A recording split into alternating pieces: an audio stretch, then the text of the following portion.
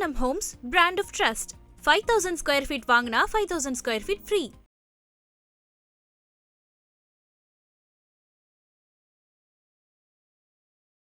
மாச சம்பளத்துக்கு போட தாண்டி நம்ம சொந்தமாக பிஸ்னஸ் ஸ்டார்ட் பண்ணணும் உங்களுக்கு ஒரு ஐடியா வந்துருக்கும்ல, அதை பற்றி சொல்லுங்கள் சார். தேர்ட் இயர் ஃபோர்த் இயரில் என் ஃப்ரெண்டு கூட பார்ட் டைமாக சும்மா அப்படியே சுற்றுவேன். சாட்டர்டே சண்டேஸில் லீவ் இருக்கும்போது அந்த ஏரியா தான் ஒரு 4-5 கிலோமீட்டர் அப்படியே சுற்றுவோம். சின்னதாக ஒரு வீடு வாங்கினா ப்ரோக்கரேஜ் கமிஷன் மாதிரி பண்ணோம். அப்புறம் 2011 லே அவுட் ஆரம்பித்தோம். யங்ஸ்டர் 23 வயசில் என் கையில் 3 லட்ச ரூபா பணங்குது. பானுக்கு சில்வர் ஸ்பூன் பிஸ்னஸ்மேன் கிடையாது. பல அடிகளை வாங்கி ஏன்னா மீண்டு எழுந்து வர முடியுமான்னு யோசிக்கக்கூடிய சூழ்நிலையிலையும் மீண்டும் சக்ஸஸ்ஃபுல்லாக வந்திருக்கீங்க. ரியல் எஸ்டேட்டுக்கு என்கிட்ட 100 ரூபா தான் முதலீடு வந்து. எங்கள் அப்பா 100 ரூபா பெட்ரோல் கொடுப்பார். அதை போட்டுட்டு தான் டூலெட்டுன்னு போர்டு இருக்கும் கமர்ஷியல் இடத்துல. அந்த டூலெட்டில் எந்த ஃபோன் நம்பர் இருக்கோ அந்த ஓனருக்கு ஃபோன் பண்ணுவோம். Hi sir, myself Anand. இந்த கண்ணை பார்த்து பேசணும், ஐ டு ஐ கான்டாக்ட் வைக்கணும். சும்மா sir who is the prime minister of India அப்படின்னு கேட்டாங்கன்னா அது பொய்யா இருந்தாலுமே கான்ஃபிடென்ட்டாக சொல்லணும். அதுக்குன்னு பொய் சொல்லாதீங்க. பிரைம் மினிஸ்டர் ஆஃப் இந்தியா வந்து அதே போல் ரிஸ்க். ஏன்னா இப்போ இன்றைக்கி இருக்குது ரிஸ்க் எடுக்கிறதுக்கு நிறைய பேர் தயங்குறாங்க. வடிவேல் சார் சொல்கிற மாதிரி தான் ரிஸ்க் எடுக்கிறதெல்லாம் ரிஸ்க் சாப்பிட்ற மாதிரி. சரி, ரிஸ்க் எடுக்கலாம், எதில் ரிஸ்க் இல்லை சொல்லுங்கள். ஸோ குழந்தையாக பிறந்திருக்கோம். குழந்தையாக பிறக்கும்போது முட்டி போட்டு 6வது மாதத்தில் முட்டி போட்டோம். 10வது மாதத்தில் கொஞ்சம் நின்னோம். 1 வயசில் நடக்க ஆரம்பித்தோம். 2 வயசில் ஓட ஆரம்பித்தோம். ஓடும்போது கீழே விழுந்தோம்ல. இப்போ கோவிட்டில் புக் பண்ணவங்க நிறைய பேர். எனக்கும் லாஸ் ஆச்சு. என்ன காரணம்னா வீடு வில்லாஸ் மாதிரி கன்ஸ்ட்ரக்ஷன் பண்ணிட்டு இருந்தோம். ஒரு 20 பேர் 5 லட்ச ரூபா 10 லட்ச ரூபான்னு கட்டியிருக்காங்க. டப்புன்னு அந்த 20 பேர் ஒரே டைம் வந்து சார் எனக்கு வேலை போயிடுச்சு, என் வீட்டில் இறந்துட்டாங்க கொரோனாவில், எனக்கு ரிட்டர்ன் வேணும்னு கேட்கும்போது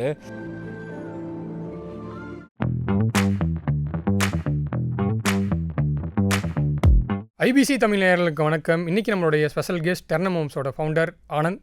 வணக்கம் சார். வணக்கம். ஒரு சக்ஸஸ்ஃபுல் ஆண்டர்ப்ரனர். அதை தாண்டி இப்போ உங்களை ஒரு மோட்டிவேஷனல் ஸ்பீக்கராக பார்க்க முடியுது. நிறைய யங்ஸ்டர்ஸுக்கு இன்றைக்கி பிஸ்னஸ் ஸ்டார்ட் பண்ணுற யங்ஸ்டர்ஸுக்கு உங்களுடைய அந்த ஸ்பீச், மோட்டிவேஷனல் ஸ்பீச் ஒரு மிகப்பெரிய ரோல் மாடலாக இருக்குது. சொல்லுங்கள் சார், உங்கள் ஸ்டோரி நிறைய இடத்துல நாங்கள் கேட்டிருக்கோம். ஆனால் இப்போ எங்கள் வியூவர்ஸுக்காக சொல்லுங்கள். இருக்கிறதே நாங்களாம் பார்க்குறதுல ரொம்ப ரிஸ்க்கான பிஸ்னஸ்னால் ரியல் எஸ்டேட் பிஸ்னஸ். ஏன்னா அது ஒரு ஆளை டாப்பில் கொண்டு போய் உட்காந்து வைக்கும், இல்லைனா கீழே தள்ளிடும். ஆனால் அந்த ரிஸ்க்கான பிஸ்னஸ் எடுத்து சக்ஸஸ்ஃபுல்லாக பண்ணிகிட்ருக்கீங்க. சொல்லுங்கள், உங்களுடைய பிஸ்னஸ் எப்படி ஸ்டார்ட் ஆச்சு, உங்களுக்கு அந்த ஐடியா எப்படி வந்துச்சு? ஆனால் மாத சம்பளத்துக்கு போட தாண்டி நம்ம சொந்தமாக பிஸ்னஸ் ஸ்டார்ட் பண்ணணும் உங்களுக்கு ஒரு ஐடியா வந்துருக்கும்ல, அதை பற்றி சொல்லுங்கள் சார். ஒரு டைலரோட பிள்ளை தான் நான். அப்பா பேர் ரவிச்சந்திரன். ஸோ அவங்க ஒரு சொத்து வாங்கினாங்க சின்ன வயசில். நான் 96 இருக்கும்போது ஒரு ப்ராப்பர்ட்டி ஒன்று வாங்கினாங்க. அப்புறம் அது 2003 என்னவோ அது ஏமாந்துட்டாங்க அவங்க. ஸோ அப்போ மனசுக்குள்ளே ஒரு வேதனையாக இருந்துச்சு. தெரியாத இடத்துல ஒரு லேண்டை போய் வாங்கி அது ரோடு இல்லாமல் அது இன்னொருத்தர் லேண்டு பக்கத்தில் அவங்களுக்கு டச் ஆகுது, வழி இல்லாமல் மாட்டிக்கிட்டாங்க. அப்போது ரொம்ப ஒரு அவங்க வீட்டில் பார்க்கும்போது ஒரு மிடில் கிளாஸுக்கு ஒரு க்ரூஷியலான டைம். அவங்க வாங்குதுன்னா 1 லட்ச ரூபா தான். அதோட காஸ்ட் 5 லட்ச ரூபா 6 லட்ச ரூபா மார்க்கெட்டில் அன்றைக்கி போய்ட்டு இருந்துச்சு. அந்த காஸ்ட்டுக்கே உடஞ்சி போயிட்டாங்க. சேர்த்து வச்சு வாங்கியிருப்பாங்க. ஸோ எனக்கு ஒரு வருஷத்துக்கு இன்ஜினியரிங் ஃபீஸே 17,000 ரூபா. அந்த ஃபீஸ் கட்டுறதுக்கே எங்கள் அப்பா கஷ்டப்படுவார். அப்போது அந்த ஃபீஸில் அதெல்லாம் சேர்த்து வச்சு ஒரு ப்ராப்பர்ட்டி பசங்களுக்குன்னு ஒன்று வாங்கும்போது அதில் கொஞ்சம் தோத்துட்டாங்க. ஸோ அப்போ பார்க்கும்போது மனசுக்குள்ளே என்னடா இது ப்ராப்பர்ட்டி வாங்குறது இவ்வளோ கஷ்டமாக அப்படின்னு தோணுச்சு. ஸோ அதுக்கப்புறமா போக இல்லைடா ப்ராப்பர்ட்டி வாங்குறது நம்ம ஈஸியாக ஆக்கணும்டா, நம்ம அடுத்த கட்டத்துக்கு வந்தால் நம்ம அது கொஞ்சம் ஈஸியாக கொண்டு போய் எல்லாருக்கும் சேர்க்கணும்டா அப்படின்னு தோணுச்சு. ஸோ அப்போ ஆரம்பிச்சது தான். அதுக்கப்புறமா இன்ஜினியரிங் படித்து முடிச்சதுமே 2007 நான் ஃபைனல் இயர் பண்ணிகிட்டு இருக்கும்போது ஃப்ரெண்டு கூட ட்ராவல் பண்ணுவேன். அப்போ தான் கார்ப்பரேட்ஸில் இந்த Papa John's, pizza corner, Domino's, McDonald's இதெல்லாம் வந்த புதுசு பெங்களூரில். ஆமாம், basically born and brought up in Bangalore. சொந்த ஊர் திருவண்ணாமலை. ஸோ அப்பா டைலரிங் வேலை தான் பார்த்துட்டு இருந்தார். பொழப்புக்காக அப்பா திருவண்ணாமலேருந்து அங்கே போனவர். அம்மாவும் திருவண்ணாமலை பக்கத்தில் செஞ்சி அப்படின்ற ஒரு ஊரில் இருக்காங்க. அவங்க அப்பா எங்கள் தாத்தா பொழைக்கிறதுக்காக அங்கே போனாங்க. அப்படியே செட்டில்டு. ஸோ அப்போ பெங்களூரில் அவுட்லெட்ஸ் எல்லாம் இருந்துச்சு. அந்த அவுட்லெட்ஸ்க்கு எந்த ஏரியான்னு தேவைப்படாது. இப்போ மெக்டொனால்ட்ஸ்க்கு இந்திரா நகர் அப்படின்ற ஒரு ஏரியா தெரியாது, அவங்க எங்கேயோ இருப்பாங்க. அப்போ தான் வந்த புதுசு. அப்போ நாங்கள் ப்ரொமோஷனுக்காக எடுத்து காட்டுவோம், பாருங்கள் மெக்டொனால்ட்ஸில் ஷோரூம் போட்டிங்கன்னா அவுட்லெட் நல்லாயிருக்கும். Pizza corner summer crowd start பண்ணலான்ட்டு லொக்கேஷன் நாங்கள் சொல்லுவோம். இந்த அவுட்லெட்டில் க்ரௌட் இருக்குது. பெங்களூரில் இந்திரா நகர் மெயினான ஏரியா, அப்புறம் கோரமங்கலம் மெயினான ஏரியா, அந்த மாதிரி ஒரு கமர்ஷியல் அவுட்லெட்ஸ் ஒரு 3-4 ஷாப்ஸ் ஃபைனலைஸ் பண்ண ஆரம்பித்தோம். அப்போது காசு இருக்காது நம்மக்கிட்ட. 100 ரூபா பெட்ரோல் போடுவோம். அப்போ ஜஸ்டைல்ன்ற ஒரு இப்போ கூட இருக்குது. அப்போ ஜஸ்டைல் ரொம்ப ஃபேமஸ். ஏதாவது தேவைன்னா ஃபோன் பண்ணால் டீட்டெயில்ஸ் கொடுத்துருவாங்க. நாங்கள் 2 வீலரில் பெட்ரோல் போட்டுக்கிட்டு ரவுண்ட் அடிப்போம். இது காலேஜ் படிக்கும்போது ஃபைனல் இயரில் தேர்ட் இயர் ஃபோர்த் இயரில் என் ஃப்ரெண்டு கூட பார்ட் டைமாக சும்மா அப்படியே சுற்றுவேன். சாட்டர்டே சண்டேஸில் லீவ் இருக்கும்போது அந்த ஏரியா தான் ஒரு 4-5 கிலோமீட்டர் அப்படியே சுற்றுவோம். ஸோ அப்படியே கொண்டு வந்தது தான். அப்புறம் அப்படியே சின்னதாக ஒரு வீடு வாங்கினா ப்ரோக்கரேஜ் கமிஷன் மாதிரி பண்ணோம். அப்புறம் 2011 லே அவுட் ஆரம்பித்தோம். அப்புறம் வாழ்க்கை ஒரு சொட்டி போடும் இல்லையா நம்மளுக்கு. என்ன தான் யங்ஸ்டர் 23 வயசில் என் கையில் 3 லட்ச ரூபா பணங்குது. 21, 22, 23ன்னு வச்சுக்கோங்களேன். நீங்கள் சம்பாரிச்சது? நான் சம்பாரிச்சது 23 வயசில் என் கையில் ஒரு 3 லட்ச ரூபா 4 லட்ச ரூபா பணம் இருக்குது. இன்னொரு 5 லட்ச ரூபா சேர்த்து 24 வயசில் லே அவுட் ஒன்று ஆரம்பிக்கிறேன், பிஸ்னஸ் பண்ணலாம் அப்படின்னு.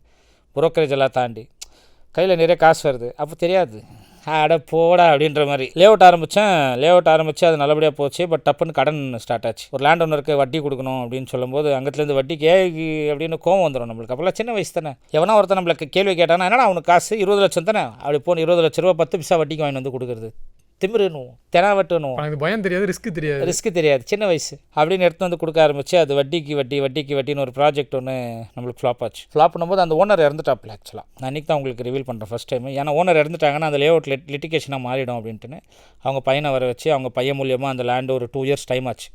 அவங்க பையனை வச்சு அதுக்கப்புறம் அந்த லேண்ட் யாரெல்லாம் புக் பண்ணாங்களோ ரிஜிஸ்டர் பண்ணுறதுக்குள்ள இந்த 2 இயர்ஸ் டைம் ஆச்சு. அந்த 2 இயர்ஸ் டைமில் வட்டி எல்லாம் ஜாஸ்தி ஆகிடுச்சு. கடன் பார்த்தா 2 கோடி ரூபாவை நிற்கிது. ஒரு டைலரோட பிள்ளைக்கு 2014 2 கோடி ரூபா கடன். அப்போ என்ன ஆச்சு சார்? அதுவும் அதே 24-25. இப்போ என்ன 39 10 மைனஸ் பண்ணுங்கள், 29 2 கோடி ரூபா கடன். 2 கோடி ரூபா 29 கூட இல்லை ஆக்சுவலாக. 29 கல்யாணம் ஆகுது 2016. அப்போது லவ் மேரேஜ் இருந்து ஆக்சுவலாக என் அத்தை பொண்ணை தான் லவ் பண்ணேன். 14 இயர்ஸ் லவ் பண்ணேன். அப்புறம் அப்படியே ஓடிச்சு. கடன்காரனாக இருந்து கடத்தை கொஞ்சம் கொஞ்சமாக தீர்த்துட்டு வந்தேன். டிமானிட்டைசேஷன் வந்துச்சு, அப்போ கொஞ்சம் அடி வாங்குச்சு. அப்புறம் திரும்ப ஏஞ்சேன். அப்புறம் 2019 ஒய்ஃபுக்கு கேன்சர்னாங்க. அப்படியே ஓடிச்சு. எது நடந்தாலும் வாழ்க்கை ஓடிக்கிட்டே தானே இருக்கும், பார்த்துக்கலாம் அப்படின்னு. நல்லபடியாக போகிற மாதிரி இருந்து கேன்சர் வந்து அப்படியே டிமானிட்டைசேஷனாக ஒரு அடி, சின்ன உழுக்கு. அதுக்கப்புறமா கோவிடில் ஒரு உழுக்குச்சு. பிஸ்னஸ் மேன்ஸ்க்கெல்லாம் எல்லாருக்குமே அடி. ஸோ அங்கே அடியை தாண்டி பர்சனல் லைஃப் என்னை ரொம்ப பாதிச்சிச்சு. என் ஒய்ஃபுக்கு கேன்சரு. நான் நிறைய இன்டர்வியூஸில் சொல்லிட்டேன் ஆக்சுவலாக. இது நீங்கள் ஃபஸ்ட் டைம் இங்கே இன்டர்வியூன்னு சொல்கிற தொட்டு ஒய்ஃபுக்கு கேன்சரு, பொண்ணுக்கு மேஜர் ஆக்சிடென்ட் ஆகுது ஒரு 15 தையல், இங்கே ஒரு 3.5 வயசு. அதுக்கப்புறமா அப்பா அம்மாவுக்கு உடம்பு முடியாமல், அம்மாவுக்கு ஹார்ட் அட்டாக்கு, அப்பாவுக்கு முதுகு தண்டில் ஆப்ரேஷன், அவருக்கு கோவிட் வந்து ஒரு நாள் ஏஞ்சி நிற்கக்கூட முடியாது. எல்லாருமே ஒரு ஹாஸ்பிட்டலில் இருக்காங்க.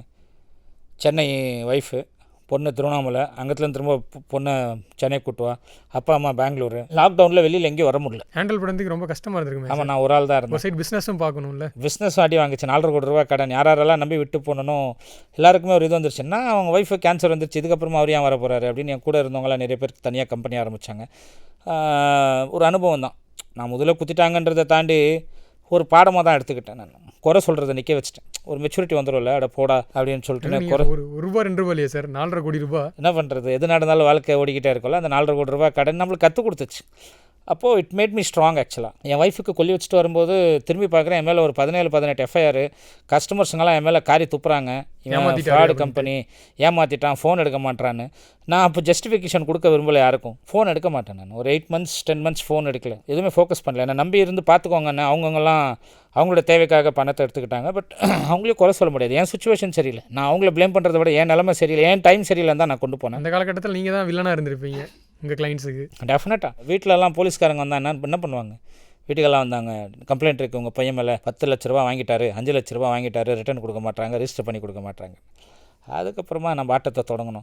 நம்ம ரஜினி சார் சொல்கிற மாதிரி தான், நம்ம யானை இல்லை குதிரை அப்படின்னு சொல்லிட்டு நீ கீழே விழுந்தாலும் ஏஞ்சி ஓட ஆரம்பிச்சேன். ஒரு 1 minute தனுஷ் சார் ஸ்டைலில் சொல்லணும்னா, ஒரு சாதாரண டைலருக்கு புள்ளியாக பிறந்து எல்லாருக்கும் இருக்கிற மிடில் கிளாஸ் மாதிரி ஒரு லட்சியத்தோட இன்ஜினியரிங் படிக்கணும்னு ஆசைப்பட்டு இன்ஜினியரிங் படித்து முடிச்சு அங்கத்துலேருந்து லவ் பண்ண கல்யாணம் பண்ணிக்கலாம்னு சொல்லிட்டு போகும்போது, அங்கத்துலேருந்து வாழ்க்கை நம்மள ஒரு பிஸ்னஸில் பெரிய அடி வாங்கி அந்த பிஸ்னஸ்லேருந்து ஜெயிச்சு 2016 நான் லவ் பண்ண கல்யாணம் பண்ணிக்கிட்டு எனக்குன்னு ஒரு பொட்டப்புள்ள பிறந்து இதுதாண்டா வாழ்க்கைன்னு ஓடும்போது, அங்கத்துலேருந்து திரும்பி பார்த்தா பிஸ்னஸில் மரணடி உள்ளது. கோவிட் டைமில் 4.5 கோடி ரூபா கடன், ஒய்ஃபுக்கு கேன்சரு, ஒய்ஃபுக்கு ஒரு 50 லட்ச ரூபா ட்ரீட்மெண்ட் பண்ணி அவளை காப்பாற்ற முடியாமல் அவள் லைஃப்பை தொலைச்சி அவள் இறந்துட்டு, என் பொண்ணுக்கு மேஜர் ஆக்சிடென்ட் ஆகி அப்பா அம்மாவுக்கு உடம்பு முடியாமல் படிக்கையாக இருந்து அவங்களெல்லாம் பார்த்துட்டு அங்கத்துலேருந்து ஏஞ்சி வந்து உலக நாடுகளில் G20 கண்ட்ரீஸில் மெட்டாமேக்ஸ்னு ஒரு சாஃப்ட்வேர் கம்பெனியில் இம்பேக்ட் டெக் ட்ரையல் பிளேசர்ன்ற ஒரு அவார்டு வாங்கும்போது, அதை தாண்டி ரியல் எஸ்டேட்டில் டைம்ஸ் நோவில் வந்து எமர்ஜிங் டெவலப்பர் ஆஃப் த இயர்ன்ற ஒரு அவார்டு வாங்கும்போது மனசுக்குள்ளே ஒரு வெறி இருக்கும் பாருங்கள். கண்டிப்பாக சார். நான் 4 கோடி கடன்னா நிறையா ஊரில் வந்து விட்டுட்டு வேறு ஊர் பக்கம் ஓடிடுவாங்க, இல்லை வெளிநாட்டுக்கு ஓடிடுவாங்க, இல்லை நார்த் பக்கம் எங்கேயாச்சும் போயிடுவாங்க. ஆனால் உங்களுக்கு எப்படி சார் தோணுச்சு 4 கோடி ரூபா நம்ம மேலே வந்து ஒரு புகார் இருக்குது, அதை திருப்பி கொடுக்கணும் மக்களுக்கு வந்து மறுபடியும் வந்து நம்ம? ஆக்சுவலாக எனக்கு தெரியாது. ஆக்சுவலாக இன்றைக்கி கூட நிறைய கஸ்டமர்ஸ்க்கு என்னோட நம்பர்ஸ் தெரியாது. சேல்ஸ் டீம் இருப்பாங்க, அவங்கக்கிட்ட தான் கஸ்டமர்ஸோட நம்பர் இருக்கும். என் நம்பர் யாருக்குமே தெரியாது. என் மேலே கம்ப்ளைண்ட் வரும்போது தான் தெரியுது இவங்க இந்த மாதிரி காசு வாங்கியிருக்காங்க. எனக்கு என்ட்ரி ஆகிருக்கும், கம்பெனியில் புக்கிங் ஆகிருக்கும், அதெல்லாம் என்ட்ரி ஆகிருக்கும். மற்றபடி என்ன பர்பஸ்க்காக கேன்சல் ஆகுதுன்னு தெரியாது. இப்போ கோவிடில் புக் பண்ணவங்க நிறைய பேர், எனக்கும் லாஸ் ஆச்சு. என்ன காரணம்னா, வீடு வில்லாஸ் மாதிரி கன்ஸ்ட்ரக்ஷன் பண்ணிகிட்டு இருந்தோம். ஒரு 20 பேர் 5 லட்ச ரூபா 10 லட்ச ரூபான்னு கட்டியிருக்காங்க. டப்புன்னு அந்த 20 பேர் ஒரே டைம் வந்து, சார் எனக்கு வேலை போயிடுச்சு, என் வீட்டில் இறந்துட்டாங்க கொரோனாவில், எனக்கு ரிட்டர்ன் வேணும்னு கேட்கும்போது நான் அந்த பணத்தை ஃபார்மர்ஸ்கிட்டயோ கன்ஸ்ட்ரக்ஷனுக்காக போட்டிருக்கிற பணம் எல்லாமே வெளியில் கொடுத்துருப்பேன். என் ப்ராஃபிட் ஒரு 1 or 2 lakhs நான் அதுலேருந்து எடுத்திருப்பேன். 10 லட்ச ரூபா இல்லை 2 லட்ச ரூபா நான் எடுத்திருப்பேன். பேலன்ஸ் எல்லாமே ஒன்று லேண்ட் ஓனருக்கோ இல்லை கன்ஸ்ட்ரக்ஷன் இன்ஜினியருக்கோ மேஸ்திரிக்கோ மெட்டீரியல்ஸ்க்கெல்லாம் கொடுத்துருப்போம். ஒரே டைம் 20 பேர் வந்து எனக்கு வேணும்னு கேட்குறாங்க. என்னால் எப்படி கொடுக்க முடியும்? அங்கே ஒரு அடி வாங்குச்சு. ப்ளஸ் அப்போ நான் கன்ஸ்ட்ரக்ஷன் பண்ணும்போது 1700க்கு construction cost per square feet. ஒரு 1000 square feet construction built up area இருக்குன்னா அதுக்கு 17 lakhs ஆச்சு. பட் அப்புறம் கோவிடில் மெட்டீரியல் காஸ்ட்டெல்லாம் டிராஸ்டிக்காக ரேஸ் ஆச்சு. அப்போ 2100 rupees 2200 rupees மாறிச்சு. அப்போ நான் கஸ்டமர்ஸ் கிட்ட சொல்கிறேன், இல்லைங்க விலைலாம் மாறி போச்சு, ஸ்டீலோட ரேட்டு ஜாஸ்தி ஆகிடுச்சு, மட்டோட ரேட்டெல்லாம் ஜாஸ்தி ஆகிடுச்சு அப்படின்றேன். ஒத்துக்கவே இல்லை அப்படின்னு ஃபேக் கமெண்ட்ஸு நெகட்டிவ் கமெண்ட்ஸ் எல்லாம் கொடுக்க ஆரம்பித்தாங்க. அப்புறம் அடிச்சு பிடிச்சி அதை முடிச்சுட்டு யாராருக்கு கொடுக்கணுமோ என்னென்னா என் கண்ணுக்கு எதாவது தெரிஞ்சதோ மேக்ஸிமம் எல்லாத்தையும் முடிச்சிட்டேன். எல்லா இஷ்யூவும் முடித்தேன். மொபைல் நம்பரை மாற்றலை, கம்பெனி பேரை மாற்றலை. இதுதான் நான். என் கூட அது ப்ரைவேட் லிமிட்டடாக இருந்தது 3 பேர் பார்ட்னர்ஸு. இன்றைக்கி நான் ஒரு ஆள் தான், ஒன் மேன் ஆர்மி மாதிரி அந்த கம்பெனியை கட்டுக்கோப்பாக அப்படியே ஓடுறோம். சார், அன்னையிலேருந்து இன்றைக்கி வரைக்குமே ஒரு பிஸ்னஸ் ஸ்டார்ட் பண்ணுறதா இருந்தால் அதில் பார்ட்னர்ஸ் அவங்க முக்கியமான ஒரு ரோல். ஏன்னா வந்து இந்த மாதிரி பிஸ்னஸ் ஸ்டார்ட் பண்ணிட்டு அதுக்கப்புறம் ஒரு சுமூகமாக பிரிஞ்சு போகிறவங்களும் இருக்காங்க. நம்மளுக்கு ஒரு லாஸ் வரும்போது நம்மளை மட்டும் தனியாக விட்டுட்டு போகிறவங்களும் இருக்காங்க. ஸோ இன்றைக்கி இருக்க யங்ஸ்டர்ஸ் நிறைய பேர் வந்து பார்ட்னர்ஸோடு ஆரம்பிக்கலாமா இல்லை தனியாக ஆரம்பிக்கலாமான்னு யோசிச்சுட்டு இருக்கும்போது உங்களோட சஜஷன் என்னவா சார் இருக்கும்? எது நடந்தாலுமே சோலோவாக பார்த்துக்கோங்க. பிறக்கும்போது தனியாக பிறக்கிறோம், சாகும்போது தனியாக சாகிறோம். நடுவில் மாத்திரம் என்ன பார்ட்னரு கூடவே யாருமே லைஃப் லாங் ட்ராவல் பண்ண மாட்டாங்க. க்ளோஸ் ஃப்ரெண்டாக இருந்தாலும் க்ளோஸ் ஃப்ரெண்டாக இருந்தாலுமே பிஸ்னஸ் வேறு ஃப்ரெண்ட்ஷிப் வேறு பிஸ்னஸ் வேறு. நான்லாம் ஒரு காலத்தில் எனக்கு ஒரு 3-4 வருஷத்துக்கு முன்னாடியெல்லாம் எனக்கு இல்லாத ஃப்ரெண்ட்ஸுங்களே இல்லை. என் வீட்டில் சின்ன வயசுலேருந்தே எனக்கு சொல்லுவாங்க, இவன் எங்கன்னா வெளில போனால் 10 பேர் கூட ஃப்ரெண்ட்ஸுங்க தான் இருக்கானுங்க. ஃப்ரெண்ட்ஸுங்க என்ன பெஸ்ட் ஃப்ரெண்டுன்னு சொல்லிக்கிறவங்க 20-25 பேர் இருந்தாங்க. உனக்கு யார்ப்பா பெஸ்ட் ஃப்ரெண்டுன்னா ஆனந்த்னு சொல்லிக்கிறவங்க 25 பேர் இருந்தாங்க. எனக்கும் அதே மாதிரி ஒவ்வொரு இதுலேயுமே பெஸ்ட் ஃப்ரெண்ட்ஸ் இருந்தாங்க. அதுக்கப்புறமா தனிமை தான் நிரந்தரம்னு புரிஞ்சிச்சு. நிலமை கொஞ்சம் தடுமாறும்போது இந்த புதுப்பேட்டை படம் பார்த்துருக்கீங்களா? செல்வராகவன் டைரக்ஷனில் அதில் ஒரு சாங் ஒன்று இருக்கும். இருட்டினிலே நீ நடக்கையிலே உன் நிழலும் உன்னை விட்டு விலகிவிடும், நீ மட்டும்தான் இந்த உலகத்திலே உனக்கு துணை என்று விலகிவிடும் அப்படின்ட்டு. ஸோ அப்போது இருட்டில் கூட நம்ம நிழல் நம்மளை விட்டு போகும்போது அப்போது நம்ம தான், நீ தாண்டா உனக்காக நீ தாண்டா உன் லைஃப்பை நீ தான் பார்க்கணும். So believe your self.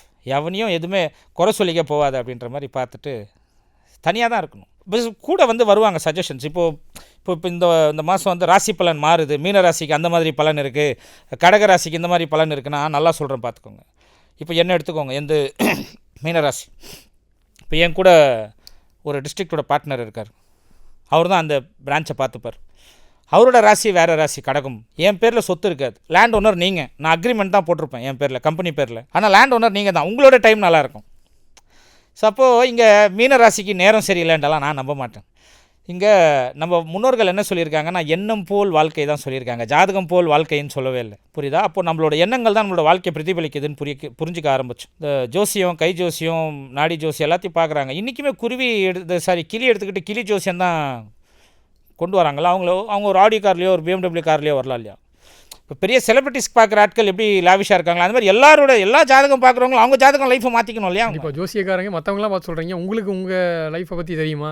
அவ்வளோதான் அப்படின்றது எனக்குள்ளே தோணுச்சு. ஸோ அப்போ புரிஞ்சிக்க ஆரம்பித்தேன். ஜோசியம், ஜாதகம் இதெல்லாம் தாண்டி எண்ணங்கள் தான் நம்மளோட வாழ்க்கையை பிரதிபலிக்குது. ஸோ எண்ணம் போல் தான் வாழ்க்கை. ஸோ அந்த எண்ணங்கள் வந்து உன் டைம் சரியில்லை, அவன் டைம் சரியில்லைன்னு சொல்லாத. ஒருவேளை என் டைம் சரியில்லையா இயற்கையோட படைப்பில், உங்கள் டைம் நான் உங்கள் கூட சேர்ந்து வரும்போது உங்கள் டைம் நல்லா இருந்துச்சுன்னா என்னை தூக்கின்னு போயிடும். இப்போ இந்த இன்டர்வியூ பண்ணுறோம், உங்கள் ஃபேஸ் வேல்யூக்காக பார்ப்பாங்க. இல்லைனா எடிட்டர்ஸ் என்ன பண்ணுவாங்க, அந்த கண்டென்ட் ப்ரோமோவில் ஒரு கண்டென்ட் போடுவாங்க. அந்த கண்டென்ட் என்னடா சூப்பராக இருக்குன்னு உள்ளே போய் பார்ப்பாங்க. அதுக்கப்புறமா மேபி என்னோடய ஃபேஸில் நான் பேசுகிற வார்த்தைகள் பிடிச்சி உள்ளே வந்து பார்ப்பாங்க. அந்த மாதிரி எல்லாரோட கலந்தது தான் இந்த இது. ஸோ ஒருத்தர்னாலேருந்து இங்கே இதாகாது அப்படின்னு சரி ஓகே. ஆனால் நம்ம தனிமையாக பிஸ்னஸ் பண்ணலாம். ஐடியாஸ்க்கு பக்கத்தில் வச்சுக்கோங்க. இங்கே என்ன ஆகுதுன்னா இயற்கையோட படைப்பில் நம்ம உடம்பை வச்சு நம்ம கற்றுக்கலாம் தம்பி. இப்போ கண் இருக்குது, கண்ணோட பர்பஸ் என்ன? பார்க்குறது மட்டும்தான். காதோட பர்பஸ் என்ன? கேட்குறது மட்டும்தான். மூக்கோட பர்பஸ் என்ன? சுவாசிக்கிறது மட்டும்தான். வாயோட பர்பஸ் என்ன? பேசுகிறது மட்டும்தான். இப்போ பார்ட்னர்ஸ்னு வந்துட்டாங்கன்னு வச்சுக்கோங்களேன், அவங்களுக்குள்ள ரோல்ஸ் அண்ட் ரெஸ்பான்சிபிலிட்டிஸ் டிக்டேட் பண்ணிக்கணும். நான் கண்ணாக இருக்கேன், வெறும் பார்க்குறது மட்டும்தான் என் வேலை. நான் வந்து காதாக இருக்கேன், கேட்குறது மட்டும்தான் என் வேலைன்னு இருந்துட்டாங்கன்னா பார்ட்னர்ஷிப் வச்சுக்கோங்க. அதை விட்டு நான் கண்ணாக இருப்பேன் ஆனால் காதுலையும் வந்து கேட்பேன்னா தோற்றுருவோம். நீங்கள் வந்து ஒரு born with silver spoon businessman கிடையாது. பல அடிகளை வாங்கி ஏன்னா மீண்டும் எழுந்து வர முடியுமான்ட்டு யோசிக்கக்கூடிய சூழ்நிலையிலையும் மீண்டும் சக்ஸஸ்ஃபுல்லாக வந்திருக்கீங்க. கடன் வாங்கி பிஸ்னஸ் பண்ணலாமா சார்? நிறைய பேருக்கு டவுட் இருக்குது. நான் வந்து என்கிட்ட ஒரு 1000 ரூபாய் இருக்குது, ஆனால் மிச்சம் ஒரு 8000 ரூபாய் வந்து 10,000 ரூபாய் வந்து கடன் வாங்கி தான் ஆரம்பிக்கணும். கடன் வாங்காமல் பிஸ்னஸ் நிறைய இருக்குது. நான்லாம் கடன் வாங்கவே இல்லை. ரியல் எஸ்டேட்டுக்கு என்கிட்ட 100 ரூபா தான் முதலீடு வந்து. எங்கள் அப்பா 100 ரூபா பெட்ரோல் கொடுப்பார். அதை போட்டுட்டு தான் டூலெட்டுன்னு போர்டு இருக்கும் கமர்ஷியல் இடத்துல. அந்த டூலெட்டில் எந்த ஃபோன் நம்பர் இருக்கோ அந்த ஓனருக்கு ஃபோன் பண்ணுவோம். ஹாய் சார், மைசெல்ஃப் ஆனந்த், இந்த மாதிரி பாப்பா ஜான்சன் ஒரு பிஸா ஷாப் வரப்போகுது, அதுக்கு உங்களோட கடைக்கு நாங்கள் இது பண்ணோன்னா 5 இயர்ஸ் கான்ட்ராக்ட் சைன் பண்ணுவோம். என்ன சார் ரெண்ட்டு? 50,000 ரூபான்னுவாங்க. சரி 50,000 ரூபாயில் எங்களுக்கு 1 மந்த் ரெண்ட்டை எங்களுக்கு கமிஷனாக கொடுத்துட்றோம் சார். ஓகேவா சொன்னீங்கன்னா நாங்கள் அந்த கிளைண்ட்டை கூட்டு வந்து காட்டுறோன்னுவோம். அவனும் 50,000 ரூபாய் இல்லைப்பா, ஒரு 15 டேஸ் தரேன் அப்படின்னுவோம். இல்லை சார் பத்தாது, 25,000 ரூபாய் பத்தாது, ஒரு 35,000 ரூபாய் கொடுங்க சார், நான் கிளைண்ட்டை கூப்பிட்டு வருவேன். அதே மாதிரி கிளைண்ட்டுக்கிட்ட பேசிவிட்டு சார் செம்ம பாஷான ஏரியா இருக்குது, 50,000 70,000 ருபீஸ் ரெண்ட் சொல்கிறாங்க, உங்களுக்காக 50,000க்கு பேசுவோம் அப்படின்ற மாதிரி சொல்லி 50,000க்கு பேச வைப்போம். எங்களுக்கு 1 மந்த் கமிஷன் கொடுப்போம். அவங்க கிளைண்ட் கிட்ட கேட்போம். அவங்க 15 டேஸ்ன்னு சொல்லுவாங்க. சரி ஓகேன்னு ரெண்டுத்தையும் கூப்பிட்டு வந்து லிங்க் பண்ணி டேலி பண்ண வச்சு 65,000 ரூபாய் வருது. இது என்ன கமிஷன்? இது ஒரு ஸ்கில் இருக்குல்ல சார், இந்த ஸ்கில்லு இந்த மாதிரி வேறு என்ன ஸ்கில்லாம் தேவை சார் ரியல் எஸ்டேட் பிஸ்னஸ் பண்ணணும்? ஏன்னா இன்றைக்கி யங்ஸ்டர்ஸ் நிறைய பிஸ்னஸ் ஈடுபடுறாங்க, ஆனால் ரியல் எஸ்டேட்னா யோசிப்பாங்க, ஏன்னா சரிக்கிறோம் எப்படியாச்சும் பயப்படுவாங்க. ஸோ அந்த ரிஸ்க் எடுக்கிறது, அதை தாண்டி ஸ்கில்ஸ், இதை பற்றி சொல்லுங்கள் சார். சரி, ஸ்கில்ஸுன்றதை தாண்டி இங்கே வந்து எந்த ஒரு ப்ராடக்ட்டுமே, நாட் ஒன்லி ரியல் எஸ்டேட், எந்த ஒரு பிஸ்னஸாக இருந்தாலும் சேல்ஸ் அண்ட் மார்க்கெட்டிங் ரொம்ப இம்பார்ட்டன்ட். சேல்ஸ் அண்ட் மார்க்கெட்டிங் வந்து you not need to invest any big huge amount. உங்களோட சேல்ஸ் ஸ்கில் இருந்தால் போதும். சிம்பிளான சேல்ஸ் டிப்ஸ் என்ன சொல்லுவேன்னா, எந்த ஒரு product, not only real estate, எல்லாத்துக்குமே சேல்ஸ். ஒரு பொருள் நிறைய பேர் தயாரித்து வச்சுருப்பாங்க, இன்னும் நிறைய பேர் வச்சுருக்காங்க, தயாரித்து முதலீடு போட்டு நிறைய பேர் இருக்காங்க. பணம் வச்சுட்டு இருக்கிறவங்கலாம் பெருசாக பிஸ்னஸ் மேனாக மாறிட்டானா கிடையாது. பணம் இருக்குது, ஆனால் அது எப்படி சேல்ஸ் பண்ணணும்னு தெரியாமல் நிறைய பேர் தவிச்சிக்கிட்டு இருக்காங்க. எந்த ஒரு ப்ராடக்ட்டுக்குமே தேவை main sales and marketing. So அப்போ அந்த சேல்ஸ் அண்ட் மார்க்கெட்டிங்கை நான் ஃபோக்கஸ் பண்ண ஆரம்பித்தேன். எல்லா யங்ஸ்டர்ஸ்க்கும் நான் சொல்கிறேன், நிறைய ப்ராடக்ட்ஸ் இருக்குது, அது சேல்ஸ் அண்ட் மார்க்கெட்டிங் எடுங்க. அதுக்கு என்ன மிஞ்சி போனால் என்ன, இன்றைக்கி ஒரு 20,000 ரூபாய் உங்களால் இன்வெஸ்ட் பண்ணிக்க முடியும், அதில் வச்சு ஸ்டார்ட் பண்ணுங்கள். ஸோ இன்ஃப்ளூயன்சர் மார்க்கெட்டிங்கு, நீங்கள் வந்து ஒரு இன்ஃப்ளூயன்சராக மாறுங்க, பேசுங்க, நல்ல ஸ்கில் இருக்கணும். ஸோ சேல்ஸில் ஒரு சிம்பிளான டிப்ஸ் சொல்லணும்னா, first sell your self then sell the product. நான் அதை தான் பண்ணேன். என்ன நான் விற்பனை செஞ்சேன், என்கிட்ட இருக்கிற கிளைண்ட்ஸுக்கு ஆனந்த் யார், ஆனந்த் ரவிச்சந்திரன் யாருன்னு என்ன விற்பனை செஞ்சேன். அதுக்கப்புறமா நான் ரியல் எஸ்டேட் பண்ணுறேன்னு அதுக்கப்புறமா என் தொழிலை விற்பனை செஞ்சேன். செகண்ட் பாயிண்ட் வந்து பாசிட்டிவ் ஆட்டிடியூட், கான்ஃபிடென்ஸ் இருக்கணும். இந்த கண்ணை பார்த்து பேசணும், ஐ டு ஐ கான்டாக்ட் வைக்கணும். சும்மா sir who is the prime minister of India அப்படின்னு கேட்டாங்கன்னா அது பொய்யா இருந்தாலுமே கான்ஃபிடென்ட்டாக சொல்லணும். அதுக்குன்னு பொய் சொல்லாதீங்க. பிரைம் மினிஸ்டர் ஆஃப் இந்தியா வந்து ராகுல் காந்தி சார் அப்படின்னு கண்ணை பார்த்து சொல்கிறது இருக்குது. சில பேருக்கு விஷயம் தெரிஞ்சிருக்கும், பட் ஆனால் ஒரு கான்ஃபிடென்ஸ் இருக்காது. இப்போ நீங்கள் எதிர்க்க உட்காந்துருக்கீங்க, ஒரு கேள்வி கேட்குறீங்க ஒரு கிளைண்ட்டு அப்படின்னா, உங்கள் கண்ணு பார்வை பார்க்காம who is the prime minister of India நீங்கள் கேட்குறீங்கன்னு வச்சுக்கோங்க. உதாரணம், நான் வந்து prime minister of India is Narendra Modi அப்படின்னு சொல்கிறதுல கான்ஃபிடென்ஸ் குறவாக இருக்கும். ஸோ அப்போது சேல்ஸில் வந்து மெயினாக தேவை positive attitude and confidence. Second point. Third point வந்து talk about the benefits not features. நிறைய பேர் வந்து இப்போ ஃபோன் இருக்கா, மொபைல் ஷாப்பில் போய் ஃபோன் வாங்குறோமா, அங்கே என்ன பேசுவோன்னா, ஹாய் சார் இது வந்து 16 GB RAM sir, 128 GB hard disk, அது இது பிளா பிளா பிளா, ஃபோனில் கிளாரிட்டி இருக்கும், கேமரா இருக்கும்.